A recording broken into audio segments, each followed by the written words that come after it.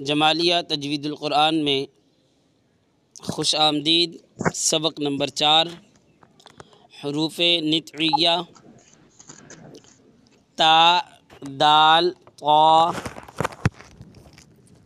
زبان کی نوک اور اوپر کے دانتوں کے جڑ سے یہ 3 حروف ادا ہوتے ہیں۔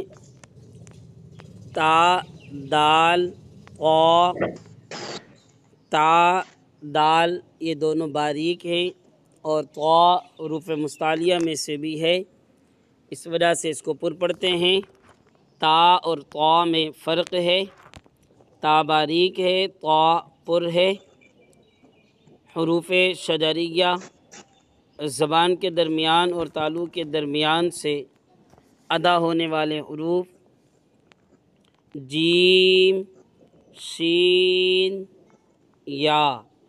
یہ 3 حروف ہیں جو زبان کے درمیان اور تالو کے درمیان والے حصے سے ادا ہوتے ہیں۔ حرف حافیہ ضاد، اس کا مخرج زبان کی کروٹ اور اوپر کے داڑھوں کی جڑ سے یہ ایک حرف ضاد ادا ہوتا ہے اور یہ حروف مستعلیہ میں سے بھی ہے، تو اسی وجہ سے اس کو ہم پر بھی پڑھتے ہیں۔ سبق با یا، نون یا، تا یا،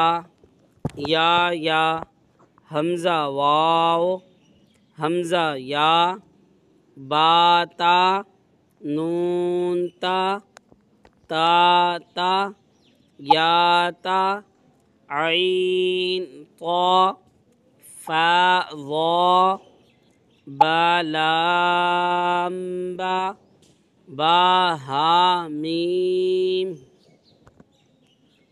با عین دال، عین با دال، حا میم دال، ہا لام کاف، یا ہا با، خا طا فا، ثا میم نون، حا سین نون، فا حمزہ تا، سین خا طا۔